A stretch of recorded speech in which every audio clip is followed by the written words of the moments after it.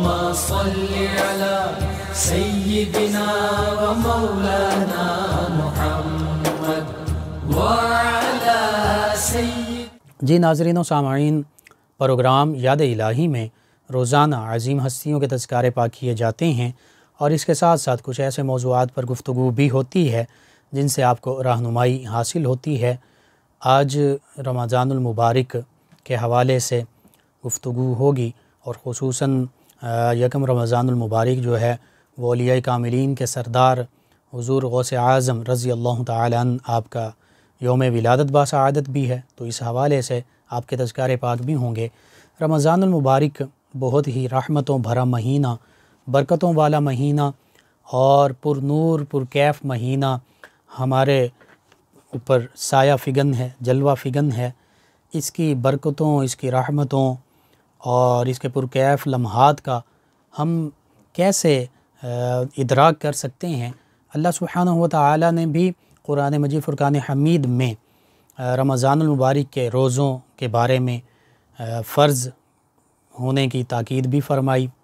اور اسی طرح اللہ کے پیارے حبیب صلی اللہ علیہ وآلہ وسلم کے فرامین مبارکہ بھی ہماری مکمل رہنمائی کرتے ہیں۔ اللہ سبحانہ و تعالی نے قرآن مجید فرقان حمید میں سورۃ البقرہ میں دوسرے پارے میں یوں ارشاد فرمایا، یا ایھا الذین آمنوا کتب علیکم الصیام کما کتب علی الذین من قبلکم لعلکم تتقون، کہ اے ایمان والو، اے میرے وہ بندو جو مجھ پر ایمان لائے ہو۔ کتنا خوبصورت خطاب اللہ سبحانہ و تعالی امت محمدیہ صلی اللہ علیہ وآلہ وسلم سے فرما رہا ہے، اور یہ وہ خطاب ہے کہ ہم گناہ گاروں سے پہلے کسی بھی امت کو اس خوبصورت انداز سے نہیں پکارا گیا، مخاطب نہیں کیا گیا۔ یا ایھا الذین آمنوا، اے میرے پیارے بندو، اے میرے وہ بندو جو مجھ پر ایمان لائے ہو، میرے حبیب صلی اللہ علیہ وآلہ وسلم پر ایمان لائے ہو،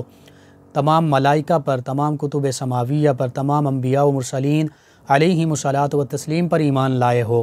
اچھی اور بری تقدیر پر ایمان لائے ہو، یوم آخرت پر، جزا کے انصاف کے دن پر ایمان لائے ہو۔ تو فرمایا، اے ایمان والو، کتب علیکم الصیام، تم پر روزے فرض کیے گئے ہیں، اور پھر فرمایا کما کتب علی الذین من قبلکم، یہ روزے تم پر یوں ہی فرض کیے گئے ہیں جیسے تم سے پہلی امتوں پر، تم سے پہلے لوگوں پر فرض کیے گئے تھے۔ یہاں پر اللہ سبحانہ و تعالیٰ کے اس فرمان مبارکہ پر جب ہم غور کرتے ہیں تو ہمیں پتہ چلتا ہے کہ اللہ سبحانہ و تعالیٰ نے امت محمدیہ صلی اللہ علیہ وآلہ وسلم کو اس روزوں کی نعمت اور برکات سے نوازا ہے۔ وہیں پر یہ ارشاد فرمایا جا رہا ہے کہ اے ایمان والو، تم پریشان نہ ہونا اور دل گرفتہ نہیں ہونا کہ یہ روزے اور 10، 12، 14، 15 گھنٹے تک کی بھوک پیاس برداشت کرنی ہے تو یہ ہمارے لیے نہیں، فرمایا یہ تم سے پہلے لوگوں پر بھی فرض کیے گئے تھے، ان کے لیے بھی تھے، تم سے پہلی امتوں پر بھی تھے۔ تمام انبیاء و مرسلین علیہم الصلاۃ والتسلیم اور امتیں اپنے اپنے طریقے کے مطابق، کیفیات کے مطابق، حالت کے مطابق روزے رکھتے رہے۔ سیدنا داؤد علیہ السلام صوم داؤدی، ایک دن روزہ رکھتے، ایک دن افطار کرتے، اور نبی کریم صلی اللہ علیہ وآلہ وسلم نے بھی آپ کے اس مبارک عمل کا تذکرہ فرمایا۔ تو یوں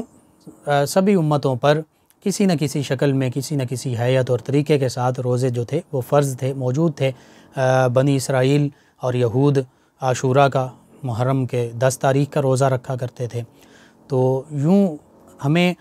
سابقہ امتوں کی تاریخ سے بھی پتہ چلتا ہے کہ سابقہ امتوں میں بھی روزے جو تھے وہ فرض تھے، اور وہ کسی نہ کسی صورت میں روزے رکھا کرتے تھے۔ ایام بیدھ کے روزے 13، 14، 15 جو اس ماہ محترم کے مہینے دن ہیں، ان کے روزے رکھے جاتے تھے۔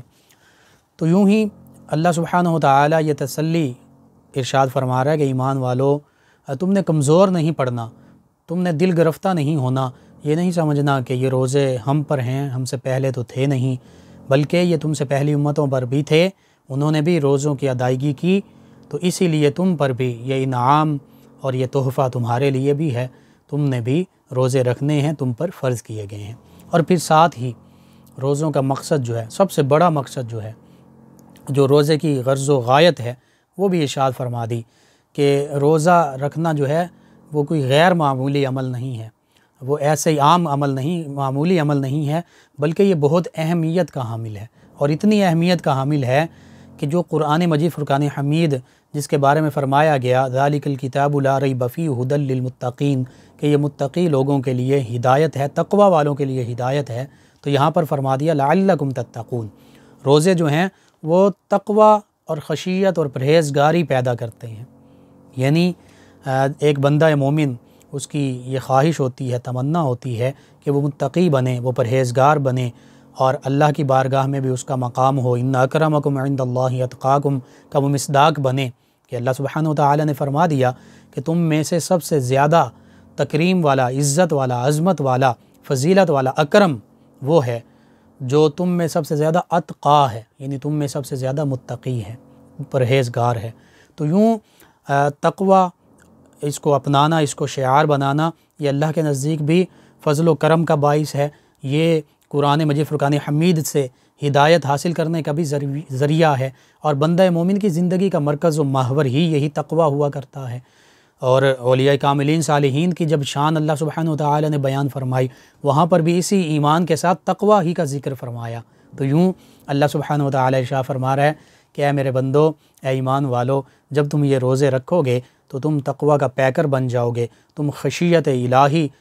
جو ہے وہ تم پر سایہ فگن ہوگی، اور خشیت الہی کا تم نمونہ بن جاؤ گے، اور جب تم متقی اور پرہیزگار بن جاؤ گے تو پھر تم اللہ کے دوست، اللہ کے مقرب بن جاؤ گے، تم اللہ کے نزدیک عزت والے بن جاؤ گے، اور تم اللہ کے پاکیزہ کلام قرآن مجید فرقان حمید سے ہدایت پانے والے بن جاؤ گے۔ تو یوں رمضان المبارک کے جو روزے ہیں یہ ہمارے لیے بہت زیادہ اہمیت کے حامل ہیں، اور ان سے بندہ مومن جو ہے وہ تقوی، خشیت اور پرہیزگاری سیکھتا ہے اور اس کا نمونہ بن جاتا ہے۔ اسی طرح رمضان المبارک کے جو روزے ہیں، نبی محتشم صلی اللہ علیہ وآلہ وسلم اس کی آمد کی انتظار بھی فرمایا کرتے، اس کے لیے تیاریاں بھی فرمایا کرتے، حتیٰ کہ استقبال بھی فرمایا کرتے۔ اپنے صحابہ کرام علیہم الرضوان ان سے بھی ارشاد فرمایا کرتے کہ یہ رمضان المبارک بہت برکتوں والا مہینہ تم پر سایہ فگن ہونے والا ہے، یہ رحمتوں برکتوں کا مہینہ ہے، بندہ مومن کا اس میں رزق بڑھا دیا جاتا ہے، یہ رحمت، مغفرت اور بخشش، جہنم سے برات، جہنم سے آزادی کا مہینہ ہے۔ اور پھر یہاں تک فرما دیا کہ اس میں سحری کیا کرو، سحری میں برکت ہے، یعنی رمضان المبارک کا ہر لمحہ جو ہے وہ برکتوں بھرا ہے، وہ پر نور اور سعادتوں والی کیفیات سے بھرا ہوا ہے، معمور ہے، بھرپور ہے۔ تو اس میں ایک ایک لمحہ جو ہے وہ اللہ کی رضا کی خاطر جب ہم گزارتے ہیں، اگر سحری کریں تو وہ بھی باعث اجر و ثواب، افطاری کریں وہ بھی باعث اجر و ثواب، روزہ پورا دن ہم نے رکھا اور بھوک پیاس کو صرف اور صرف اللہ کی رضا کے لیے برداشت کیا، تو اس کی جزا خود اللہ سبحانہ وتعالی نے فرمایا کہ روزہ میرے لیے ہے۔ حدیث قدسی میں نبی کریم صلی اللہ علیہ وآلہ وسلم ارشاد فرماتے ہیں کہ اللہ سبحانہ وتعالی فرماتا ہے کہ روزہ میرے لیے ہے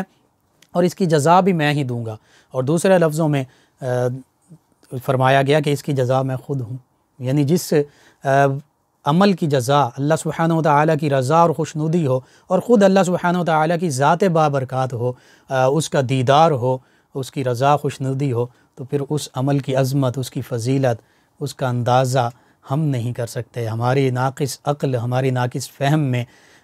اس کا ادراک نہیں ہو سکتا۔ اسی طرح رمضان المبارک کی افطاری کے بارے میں اور نبی کریم رؤوف الرحیم علیہ الصلاۃ والتسلیم نے یہاں تک ارشاد فرما دیا کہ روزہ دار کے لیے دو خوشیاں ہیں، ایک افطاری کے وقت جب وہ روزہ افطار کرتا ہے، اور دوسری خوشی اس وقت جو وہ اپنے رب سے ملاقات کرے گا۔ اور پھر روزہ دار کے منہ کی جو بو ہے روزے کی وجہ سے، اللہ کے پیارے حبیب صلی اللہ علیہ وآلہ وسلم نے ارشاد فرمایا کہ یہ اللہ سبحانہ وتعالی کے نزدیک کستوری، عنبر جو بڑی خوشبو ہے، اس سے بھی بڑھ کر اللہ کی بارگاہ میں پسندیدہ ہے۔ یوں بندہ مومن جب روزے کی حالت میں ہے، چاہے سحری کر رہا ہے، افطاری کر رہا ہے، روزے کے ساتھ دن گزار رہا ہے، اس کی ساری کیفیات، اس کے سارے احساسات، اس کے سارے معاملات، اس کی ساری عبادات وہ اللہ کی بارگاہ میں یوں عظمت کا درجہ رکھتی ہیں، یوں فضیلت والی ہیں، یہ مقام رکھتی ہیں کہ اللہ سبحانہ وتعالی اور اللہ کے پیارے حبیب صلی اللہ علیہ وآلہ وسلم روزہ دار کے ہر معاملے کو پسندیدگی کی نظر سے دیکھ رہے ہیں، پسند فرمایا جا رہا ہے۔ اسی طرح اولیاء کاملین صالحین جب ہم ان کا تذکرہ کرتے ہیں تو چونکہ یکم رمضان المبارک حضور غوث اعظم رضی اللہ تعالی عنہ آپ کا بھی یوم ولادت باسعادت ہے، حتیٰ کہ آپ ہی کے خانوادے میں ایک عظیم ہستی جو برصغیر پاک و ہند میں اور پھر پنجاب میں جن سے ہم مسلمانوں کو، پاکستانیوں کو شرف حاصل ہوا، یعنی اس سرزمین پر ان کا مزار پاک موجود ہے، حضور پیر سید مہر علی شاہ گیلانی علیہ رحمہ، آپ کا یوم ولادت باسعادت بھی یہی یکم رمضان المبارک ہے۔ تو یہ نسبت حضور غوث اعظم رضی اللہ عنہ سے آپ کو خاندانی نسبت بھی ہے کہ آپ گیلانی ہیں، حضور غوث اعظم رضی اللہ عنہ ہی کی اولاد اطہار میں سے ہیں، اور دوسری نسبت یہ بھی حاصل ہو گئی کہ جیسے حضور غوث اعظم رضی اللہ عنہ یکم رمضان المبارک آپ کی ولادت باسعادت، اسی طرح آپ بھی یکم رمضان المبارک ہی کو پیدا ہوئے، آپ کی ولادت باسعادت بھی یکم رمضان المبارک ہوئی۔ تو یوں رمضان المبارک جس پہلو سے بھی ہم اس کو دیکھیں یہ ہمارے لیے باعث خیر ہے، باعث برکت ہے۔ ہمیں چاہیے کہ ہم رمضان المبارک کی ان پرکیف لمحات کو، ساعتوں کو ضائع نہ کریں، ان کی قدر کر لیں، اور پھر یہ ہمارے لیے ٹریننگ سیشن بھی ہے۔ ہم کوشش کریں کہ اپنے آپ کو اگر بحیثیت انسان ہم میں کوئی کمی، کوئی کوتاہی، کہیں کچھ نقص ہے، کمی ہے، خامی ہے، تو اس ٹریننگ سیشن کے دوران، اس ماہ محترم کے دوران کہ جس میں شیاطین کو بھی زنجیروں میں جکڑ دیا جاتا ہے، جہنم کے دروازے بھی بند کر دیے جاتے ہیں، آسمانوں کے دروازے کھول دیے جاتے ہیں، رحمت کے دروازے کھول دیے جاتے ہیں، جنت کے دروازے کھول دیے جاتے ہیں، اور پھر روزہ دار کے لیے جنت کا ایک دروازہ باب الریان بھی، کہ اس میں سے روزہ دار کے لیے ہی، روزہ داروں ہی کے لیے ہے، اس میں سے روزہ دار جنت میں داخل ہوں گے۔ تو اللہ سبحانہ و تعالیٰ کی کتنی نعمتیں ہیں، کتنی رحمتیں ہیں، کتنی برکتیں ہیں اس ماہ مقدس میں۔ پھر سحری کا وقت وہ وقت ہے کہ جس میں اللہ سبحانہ و تعالیٰ اپنی شایان شان آسمان دنیا پر نزول اجلال فرماتا ہے، اور پھر اللہ سبحانہ و تعالیٰ کی طرف سے یہ منادی یا ندا دی جاتی ہے کہ ہے کوئی مجھ سے طلب کرنے والا، میں اس کو عطا کروں، ہے کوئی مغفرت چاہنے والا، میں اس کی مغفرت کر دوں، اس کی بخشش کر دوں، ہے کوئی مجھ سے رزق مانگنے والا، میں اس کو رزق عطا کر دوں۔ یعنی جو بھی دعا کی جائے اللہ کی بارگاہ میں گر گڑا کر سحری کے وقت التجا کی جائے، اللہ کی رحمتوں کا نزول ہو رہا ہوتا ہے، اللہ کی رحمتیں ہمارے قریب بستی ہیں۔ بس ضرورت اس امر کی ہے کہ ہم اللہ سبحانہ و تعالیٰ کی رحمتوں کی طرف متوجہ ہو جائیں، اللہ سبحانہ و تعالیٰ کی یاد کی طرف مشغول ہو جائیں، اللہ کی یاد میں محو ہو جائیں، اور اللہ کی یاد میں شاغل ہو جائیں، مشغول ہو جائیں۔ پھر دیکھیے کیسے اللہ سبحانہ و تعالیٰ کی رحمتیں ہمارا نصیب بنتی ہیں۔ احادیث مبارکہ کے مطابق ایک بندہ مومن ایک بالشت اللہ سبحانہ و تعالیٰ کی جانب چلتا ہے تو اللہ سبحانہ و تعالیٰ اس سے بڑھ کر اس کی جانب دوڑ کر آتا ہے۔ یعنی اللہ سبحانہ و تعالیٰ بظاہر جسم سے پاک ہے، مراد یہ ہے کہ جب بندہ مومن اللہ سبحانہ و تعالیٰ کی طرف متوجہ ہو جاتا ہے تو بس پھر اللہ سبحانہ و تعالیٰ کی رحمتیں بھی اس کی طرف متوجہ ہو جاتی ہیں، پھر وہ اللہ سبحانہ و تعالیٰ کی رحمتوں کا مصداق بن جاتا ہے۔ تو یوں رمضان المبارک کے ان خوبصورت، پاکیزہ، مقدس لمحات کو ہم نے ضائع نہیں کرنا، ہم نے اللہ سبحانہ و تعالیٰ کی یاد میں بھی مشغول رہنا ہے، قرآن مجید فرقان حمید کی تلاوت بھی کرنی ہے، اللہ سبحانہ و تعالیٰ کا ذکر بھی کرنا ہے، اللہ اللہ بھی کرنا ہے، کلمہ طیبہ کا ورد بھی کرنا ہے، توحید و رسالت کے گواہی بھی دینی ہے، اور چرچے بھی کرنے ہیں، اور اوراد و وظائف کے ساتھ ساتھ خصوصاً درود پاک کی کثرت کرنی ہے کہ نبی رحمت صلی اللہ علیہ وآلہ وسلم کی قربت نصیب ہو جائے، آپ کی نظر رحمت ہم پر پڑ جائے تو بس پھر بندہ مومن کا بیڑا پار ہے۔ اور پھر اس کے ساتھ ساتھ کوشش کرنی ہے باجماعت نماز بھی ادا کی جائے، اور تراویح اس کی بھی بڑی عظمت اور شان احادیث مبارکہ میں بیان کی گئی ہے۔ تراویح کی جماعت جو ہے اس کو بھی ہم حاصل کریں، قرآن مجید فرقان حمید نماز میں سماعت کریں تو برکتوں کا ذریعہ ہے۔ تو بس اللہ سبحانہ و تعالیٰ سے یہ دعا ہے، اللہ تعالیٰ ہمیں ان مقدس پرکیف پر نور لمحات کو سمیٹنے کی توفیق عطا فرمائے، آمین۔ جی ناظرین و سامعین، رمضان المبارک کے محترم مہینے کی آمد ہے، تشریف آوری ہو چکی ہے، ہماری زندگیوں کا حصہ بن چکا ہے۔ تو اس ماہ محترم میں، رمضان المبارک میں، ہم نے رمضان المبارک کی رحمتوں برکتوں کو سمیٹنا ہے اور ان سے بہرہ ہونا ہے، ان پرکیف ساعتوں لمحوں سے، بابرکات لمحوں سے وافر حصہ جو ہے وہ حاصل کرنا ہے، استفادہ کرنا ہے۔ اس کے لیے کیا ہمارا لاہ عمل ہونا چاہیے؟ ہمارا لاہ عمل وہی ہونا چاہیے جو اللہ سبحانہ وتعالی نے قرآن مجید فرقان حمید میں ارشاد فرما دیا، جو اللہ کے پیارے حبیب صلی اللہ علیہ وآلہ وسلم نے اپنے فرامین مبارکہ کے ذریعے اور اپنی سیرت مبارکہ کے ذریعے ہم تک پہنچا دیا۔ اور نبی کریم صلی اللہ علیہ وآلہ وسلم کے جو معمولات ہوا کرتے تھے، جو اہل بیت اطہار صحابہ کرام رضوان اللہ علیہم اجمعین کے اور اولیاء کاملین کے معمولات ہوا کرتے تھے، ان کو اپنانا ہے۔ کیا کرنا ہے؟ روزہ بھی رکھنا ہے، سحری بھی کھانی ہے، سحری میں بھی برکت ہے۔ نبی کریم رؤوف الرحیم علیہ الصلاۃ والتسلیم کے کئی فرامین مبارکہ اس پر موجود ہیں کہ آپ نے کئی مرتبہ فرمایا کہ سحری کھایا کرو، اس میں برکت ہے، سحری کو نہ چھوڑو۔ حتیٰ کہ صحابہ کرام رضوان اللہ تعالی علیہم اجمعین کو خود آپ فرمایا کرتے کہ آؤ سحری کرتے ہیں۔ تو سحری جو ہے بہت بابرکت ہے، سحری کھائیں، اس کے بعد پھر نماز پڑھیں، قرآن کریم کی تلاوت کریں، جب موقع ملے۔ نماز سے پہلے قرآن پاک پڑھیں، نماز کے بعد پڑھیں، نماز میں بھی پڑھا جا رہا ہوتا ہے۔ اور پھر دن کے اوقات میں آپ درود پاک کی کثرت کیجئے، اشراق پڑھ سکتے ہیں، چاشت پڑھ سکتے ہیں، 5 وقت باجماعت نماز پڑھیے، اور تراویح کی بھی کوشش کیجئے کہ آپ مسجد میں تراویح ادا کریں، کہ قرآن پاک آپ پورا ماہ محترم جب سماعت کریں گے تو انشاءاللہ قرآن پاک پڑھنا یہ بھی باعث برکت ہے، قرآن مجید فرقان حمید کو سننا یہ بھی باعث برکت ہے۔ پھر افطاری کریں گے تو افطاری کے وقت وہ افطاری کی خوشی حاصل ہوگی، رحمتیں اور برکتیں حاصل ہوں گی۔ اور پھر اس کے ساتھ ساتھ رمضان المبارک میں سونا بھی عبادت ہے۔ آپ اپنے آپ کو فریش کرنے کے لیے، عبادات پر کمر بستہ کرنے کے لیے جو ضروری وقت ہے، جتنا ضرورت ہے 6 سے 8 گھنٹے سو بھی سکتے ہیں۔ دوپہر میں آپ قیلولہ کر لیجئے، دوپہر کے وقت بھی آپ سنت نبی صلی اللہ علیہ وآلہ وسلم کے مطابق وقت ملے تو آپ آرام کر لیجئے۔ تو بس معمولات نبوی صلی اللہ علیہ وآلہ وسلم کو اپنائیے، پھر دیکھیے انشاءاللہ چہرے بھی روشن ہوں گے اور یہ ماہ محترم جو ہے اس کی برکتوں کو بھی ہم سمیٹیں گے۔ اللہم صلی علی سیدنا و مولانا محمد وعلی سید۔ ناظرین و سامعین، اس دوران ہمیں جوائن کیا ہے ہمارے لسنرز ہیں محمد یاسین صاحب، کہتے ہیں السلام علیکم۔ جی وعلیکم السلام۔ یہ کہتے ہیں کہ کوئی ایسا وظیفہ بتا دیں جس سے چہرہ نورانی ہو جائے۔ جی میں عرض کرتا ہوں، چہرہ نورانی تب ہوتا ہے جب اللہ کے پیارے حبیب صلی اللہ علیہ وآلہ وسلم سے محبت کی جائے۔ یہ سب سے بڑا وظیفہ ہے۔ درود پاک کی کثرت کریں، انشاءاللہ چہرہ نورانی ہو جائے گا۔ اور اس کے ساتھ ساتھ دیگر جو اجزاء آپ نے شامل کرنے ہیں اپنے چہرے کو نورانی بنانے کے لیے،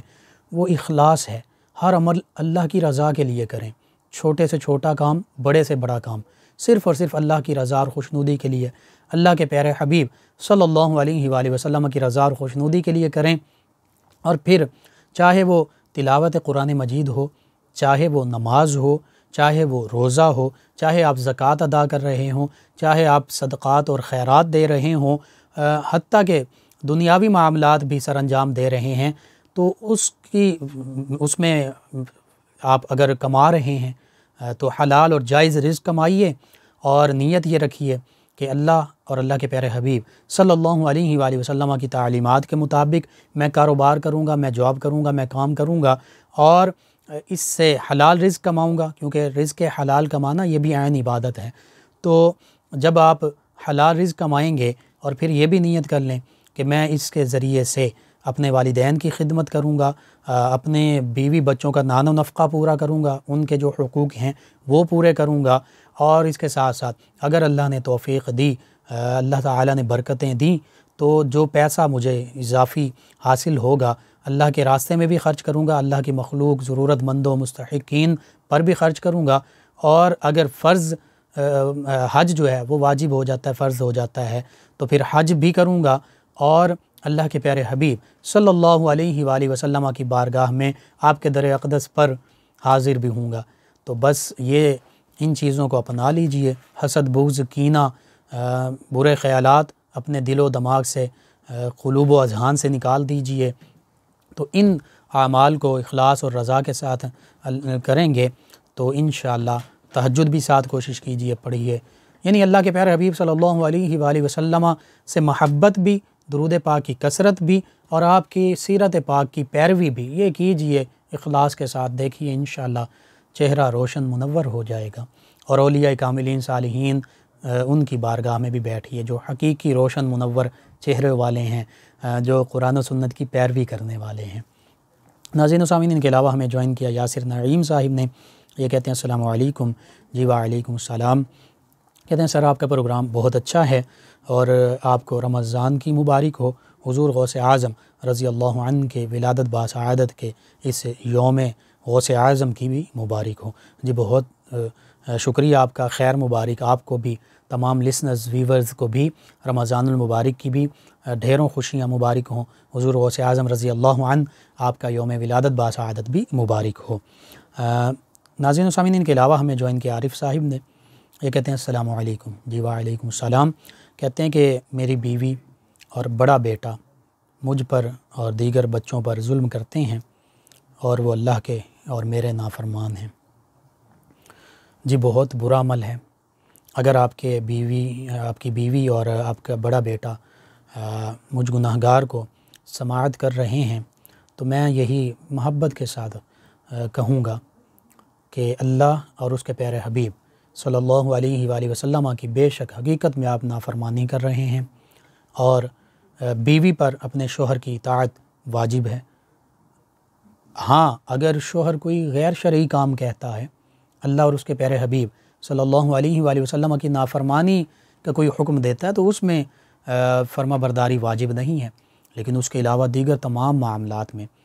بیوی پر یہ ضروری ہے، واجب ہے کہ وہ شوہر کی فرما برداری کرے۔ نبی رحمت صلی اللہ علیہ وآلہ وسلم کے فرامین اگر ہم مد نظر رکھیں، ہماری مائیں بہنیں بیٹیاں خواتین اسلام، تو کبھی ایسا معاملہ نہ ہو۔ نبی کریم رؤوف الرحیم علیہ الصلاۃ والتسلیم کے سامنے جب ایک اونٹ نے سجدہ کیا، تعظیم کی، تو چونکہ جانور اور یہ شریعت کے پابند نہیں ہیں، تو اس موقع پر صحابہ کرام رضوان اللہ تعالی علیہم اجمعین نے عرض کیا، یا رسول اللہ صلی اللہ علیہ وسلم، ہم ان جانوروں سے زیادہ اس بات کے حقدار ہیں کہ ہم آپ کو سجدہ کریں۔ تو نبی کریم رؤوف الرحیم علیہ الصلاۃ والتسلیم نے ارشاد فرمایا کہ اگر کسی بندے کے لیے یہ جائز ہوتا، یہ مشروع ہوتا کہ وہ کسی بندے کو سجدہ کرے، تو پھر بیوی کو حکم دیا جاتا کہ وہ اپنے شوہر کو سجدہ کرے۔ تو بیوی کے لیے شوہر کا مقام یہ ہے، اسی وجہ سے عام طور پر مجازی خدا بول دیا جاتا ہے۔ تو بیوی پر اپنے شوہر کی اطاعت کرنا یہ واجب ہے۔ فالصالحات قانتات حافظات للغیب بما حفظ اللہ واللاتی تخافون نشوزهن فعظوهن واہجروهن فی المضاجع واضربوهن فإن أطعنكم فلا تبغوا عليهن سبیلا ان اللہ کان علیا کبیرا۔ اللہ سبحانہ وتعالی نے سورہ نساء میں خواتین کے حقوق بھی متعین کر دیے ہیں۔ شوہر جو ہے وہ خواتین کے حقوق پورے کرے گا، نان و نفقہ، لباس، کھانا اپنی حیثیت کے مطابق ان کو بہم پہنچائے گا۔ اور پھر خواتین کیسی ہونی چاہیے، بیویاں کیسی ہونی چاہیے، اللہ سبحانہ وتعالی نے ارشاد فرما دیا، فالصالحات، صالحات ہوں، نیک ہوں، قانتات، قناعت گزار ہوں، اللہ کے حبیب اور اپنے شوہروں کی فرما بردار ہوں، قناعت کرنے والی ہوں، جو مل جائے اس پر صبر و شکر کریں۔ حافظات للغیب بما حفظ اللہ، اپنے شوہر کی غیر موجودگی میں اپنی عفت و عصمت کی بھی حفاظت کرنے والی ہوں، شوہر کے گھر کی، بچوں کی دیکھ بھال کرنے والے ہوں، مال و دولت کی دیکھ بھال کرنے والے، حفاظت کرنے والی ہوں۔ یہ بیویوں پر فرض ہے، یہ اللہ کا حکم ہے۔ لیکن اگر کوئی بھی بیوی یہ فرض نہیں نبھاتی تو پھر اس دنیا میں بھی اور آخرت میں بھی اللہ سبحانہ وتعالی کے سامنے جواب دہ ہوگی۔ ہاں اگر آپ کی بیوی کو آپ سے کوئی شکایت ہے اور جائز شکایت ہے تو آپ کو بھی چاہیے آپ اس کو پورا کیجیے، اس شکایت کو ختم کیجیے۔ لیکن اگر بلا وجہ اور شکایت ہونے کے باوجود بھی ایسا معاملہ نہیں ہو سکتا کہ آپ کی بیوی اور آپ کا بڑا بیٹا، یعنی آپ کی بیوی ہی کے کہنے پر، اپنی ماں کے کہنے پر وہ آپ کے ساتھ یہ ظلم کرتا ہے، مار پیٹ کرتا ہے، تو بالکل یہ بہت ہی غضب والا کام ہے۔ اللہ سبحانہ و تعالیٰ کی ناراضگی اور غضب کا باعث بننے والا کام ہے۔ اپنے والد سے مار پیٹ کرنا یا ظلم کرنا، اللہ سبحانہ و تعالیٰ نے تو فرما دیا تھا، فرمایا ہے قرآن مجید فرقان حمید میں وَلَا تَقُلْ لَهُمَا أُفٍّ وَلَا تَنْهَرْهُمَا وَقُلْ لَهُمَا قَوْلًا كَرِيمًا، کہ اپنے والدین کے ساتھ انہیں تم نے اف تک بھی نہیں کہنا۔ اف یہ چھوٹا سا بظاہر لفظ ہے کہ پریشانی میں یہ تنگ ہو کر بندہ کہہ دے اف، لیکن اللہ فرما رہا یہ بھی نہیں کہنا، اور وَلَا تَنْهَرْهُمَا انہیں جھڑکنا بھی نہیں ہے، جھڑکو بھی مت والدین کو، مارنا یا ظلم کرنا تو دور کی بات۔ اور پھر فرمایا کیسے بات کرنی ہے، وَقُلْ لَهُمَا قَوْلًا كَرِيمًا، بہت نرمی رحم دلی کے ساتھ، بڑے عاجزی کے ساتھ بات کرنی ہے، اونچی گفتگو بھی نہیں کرنی۔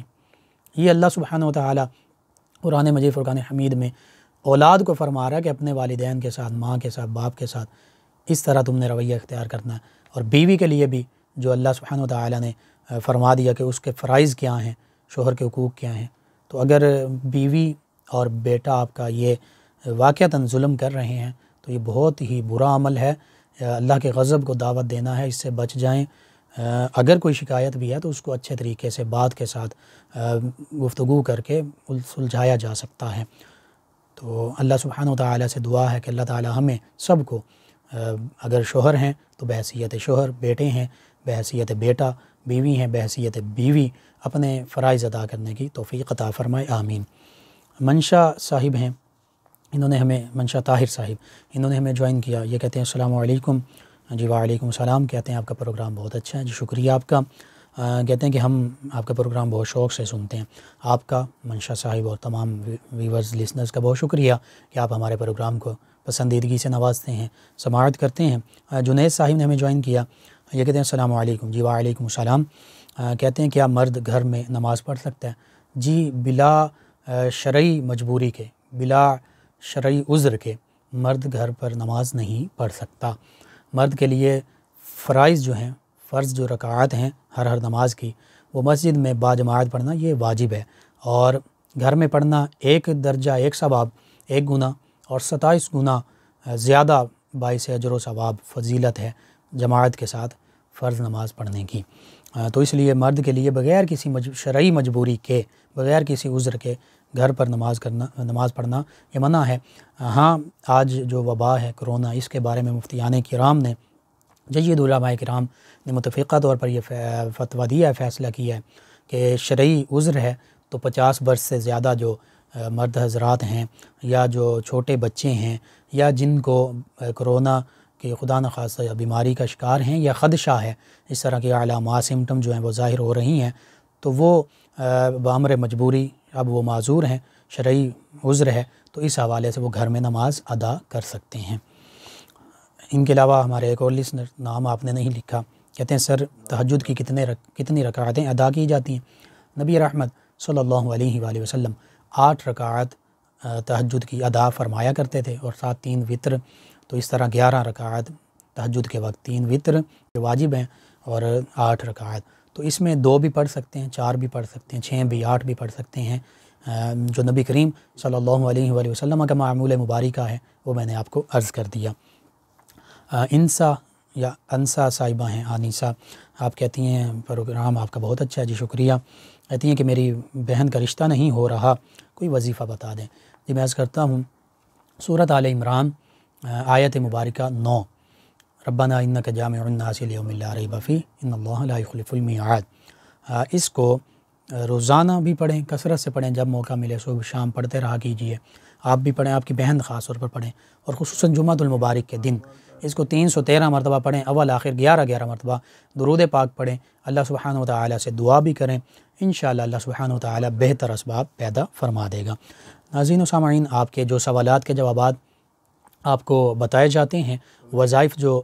بتائے جاتے ہیں، آپ ہمارے یوٹیوب چینل یاد الہی، یعنی YAADE_E_ILAHI یوٹیوب چینل یاد الہی سے ان کو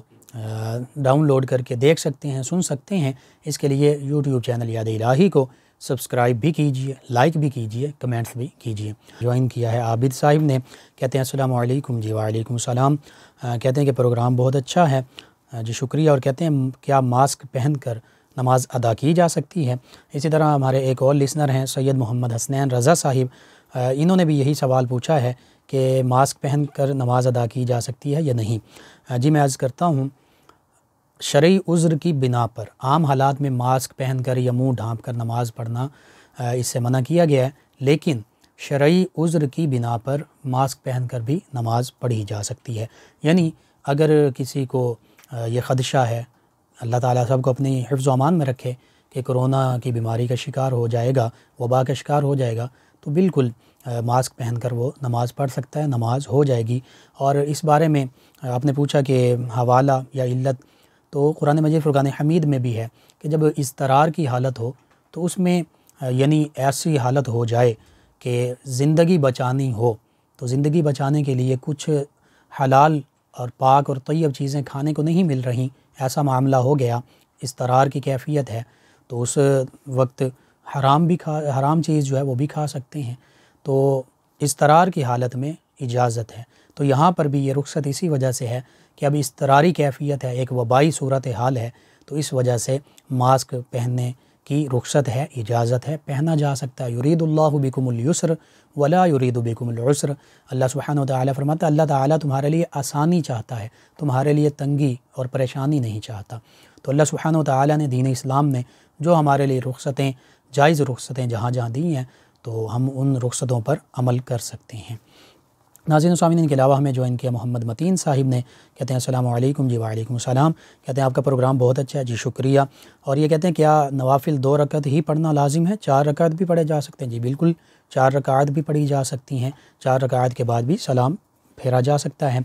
محمد متین صاحب نے جوائن کیا، اور ایک ہمارے لسنر انہوں نے نام نہیں لکھا، کہتے ہیں بھائی پروگرام بہت اچھا ہے، جی شکریہ۔ نماز تراویح کا طریقہ بتا دیں۔ جی نماز تراویح 20 رکعات ہیں، اور 2 رکعات کے ساتھ پڑھی جاتی ہیں، اور امام صاحب اس میں جو حافظ صاحب ہوتے ہیں قرآن مجید فرقان حمید کی تلاوت کرتے ہیں۔ احادیث مبارکہ کے مطابق جو قیام اللیل ہے، رات کا قیام ہے، تراویح بھی اس میں شامل ہے، یہ سابقہ گناہوں کی بخشش کا ذریعہ ہے۔ ناظرین و سامعین، ان کے علاوہ ہمیں جوائن کیا عالیہ صاحبہ نے، وسیم عباس صاحب نے، شازیہ ظفر صاحبہ ہیں، یہ کہتے ہیں السلام علیکم۔ جی وعلیکم السلام، کہتے ہیں مفتی صاحب رمضان المبارک حضور غوث پاک اور پیر سید مہر علی شاہ علیہ الرحمہ ان کے دنوں کی مبارک ہو، ان ہستیوں کے صدقے سے دعا فرما دیں۔ جی خیر مبارک، آپ سب لسنرز کو بھی مبارک۔ جی اللہ سبحانہ وتعالی سے یہ دعا ہے کہ اللہ تعالیٰ اپنے خوبصورت ماہ مقدس رمضان المبارک کے تصدق سے، حضور غوث اعظم رضی اللہ عنہ کے تصدق سے، حضور پیر سید مہر علی شاہ علیہ الرحمہ آپ کے تصدق سے تمام مسلمانوں کی تمام پریشانیاں دور فرما دے۔ جو وبائی صورتحال ہے، اس سے تمام لوگوں کو، تمام پاکستانیوں کو، تمام مسلمانوں کو اپنی حفظ و امان میں رکھے۔ اگر کوئی ان کا شکار ہو چکا ہے تو اللہ سبحانہ وتعالی مکمل صحت اور عافیت عطا فرما دے، آمین۔ اسد اللہ صاحب نے جوائن کیا، سلام کہا، جی شکریہ آپ کا، وعلیکم السلام۔ نورین مرزا صاحبہ ہیں، یہ کہتی ہیں السلام علیکم۔ جی وعلیکم السلام، کہتی ہیں بھائی آپ کو اور آپ کی پوری ٹیم کو رمضان المبارک کی اور حضور غوث پاک رضی اللہ عنہ کے دن کی ولادت باسعادت کی بہت بہت مبارک ہو۔ جی خیر مبارک، آپ سب کو بھی مبارک ہو۔ نجیب اللہ صاحب ہیں، کہتے ہیں السلام علیکم۔ جی وعلیکم السلام، کہتے ہیں کہ سعودی عرب میں ایک شخص کے ساتھ مل کر میں نے کاروبار شروع کیا، لیکن 2 لوگوں کی وجہ سے اس سے میری ناراضگی چل رہی ہے، کوئی ایسا وظیفہ بتا دیں کہ آپس میں صلح ہو جائے۔ جی اس کے لیے آپ کوشش بھی کیجئے، لیس للانسان الا ما سعی، اور دوسرا آپ یا ودود یا رؤوف یا رحیم، اس کو 1001 مرتبہ پڑھیے، کسی بھی کھانے پینے کی چیز پر دم کر کے سحری یا افطاری کے وقت اگر ہو سکے کھلا دیجئے، یا ویسے دعا بھی ساتھ کر لیجئے، انشاءاللہ اللہ سبحانہ وتعالی آپ کے درمیان صلح کے اسباب پیدا فرما دے گا۔ ناظرین و سامعین، آپ کے جو سوالات کے جوابات عرض کیے جاتے ہیں، وظائف بتائے جاتے ہیں، آپ ہمارے یوٹیوب چینل یاد الہی، یعنی YAAD /EILAHI یوٹیوب چینل یاد الہی سے انہیں ڈاؤن لوڈ کر کے دیکھ سکتے ہیں، سن سکتے ہیں، رہنمائی حاصل کر سکتے ہیں، اور اس کے لیے آپ یوٹیوب چینل یاد الہی کو سبسکرائب بھی کیجئے، لائک بھی کیجئے، کمنٹس بھی کیجئے۔ اللہم صل علی سیدنا و مولانا